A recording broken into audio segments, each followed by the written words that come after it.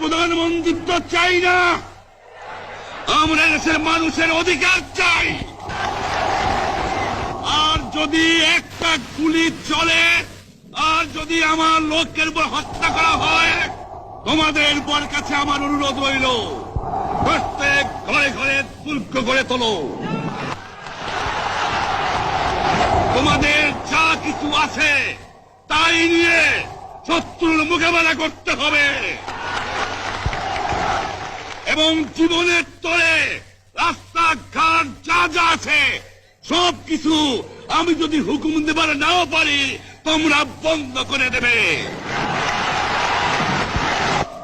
প্রত্যেক গ্রামে, প্রত্যেক মহল্লায়, প্রত্যেক ইউনিয়নে, প্রত্যেক সাব ডিভিশনে আওয়ামী লীগের নেতৃত্বে সংগ্রাম পরিষদ গড়ে তোলো এবং তোমাদের যা কিছু আছে তাই নিয়ে প্রস্তুত থাকো।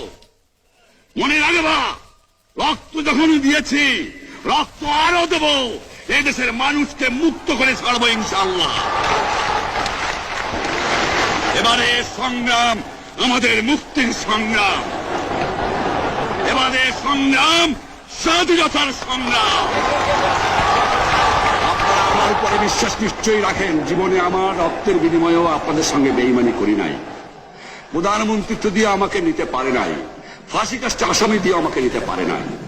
যে রক্ত দিয়ে আপনারা আমার একদিন জেলের থেকে বার করে নিয়ে এসেছিলেন, এই রেসকোর্স ময়দানে আমি বলেছিলাম আমার রক্ত দিয়ে আমি রক্তের ঋণ শোধ করবো, মনে আছে? আমি রক্ত তোমার জন্য প্রস্তুত। আমাদের মিটিং এইখানেই শেষ। আসসালামু আলাইকুম। জয় বাংলা।